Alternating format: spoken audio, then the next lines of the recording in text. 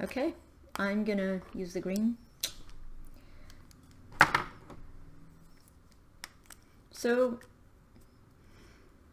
the only immediate short that I see here is between nodes J and K.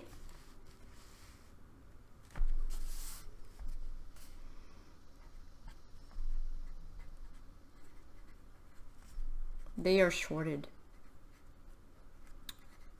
And this means if I put a multimeter from here to here,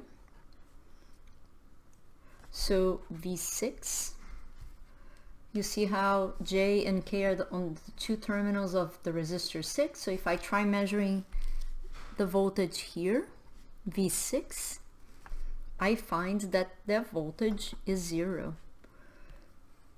And here I wrote delta V because often people say the voltage on J is 0 or the voltage on K is 0, but it's not. It's really Vj minus Vk, which is the same as Vk minus Vj, is 0. It could be 2 volts in relationship to E, for example, or from E to J, Vj minus Ve is going to be 10 volts.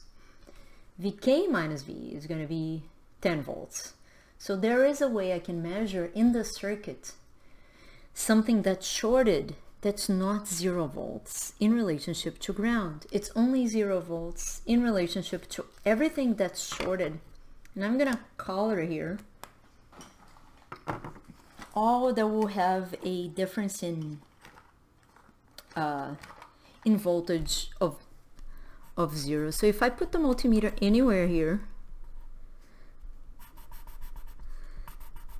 in all this pink colored wires, all these wires, or even branches, this size of the branch is all going to be 0. So I can put a multimeter between these two any way I want.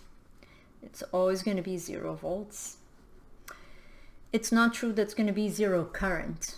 So actually there will be current here on V6. The current here, actually instead of V6, I'm going to call this IS. The current through that short will not be 0. IS will actually be 2 milliamps. So the simplified version of this circuit is really the 2 milliamps current going into this J node, and the current here on RF5, it doesn't matter which direction you write, it's 0.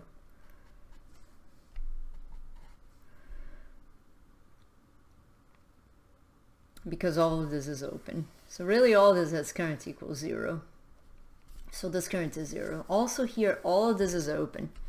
So this current is 0. And this voltage here is 0. So the current I6, I'm going to draw here, I6 is 0. So really all that's left is I7, IS, and the 2 milliamps. 2 milliamps, which is I7. I will clarify this in class tomorrow and possibly upload another video in case it's still not clear. Let me know.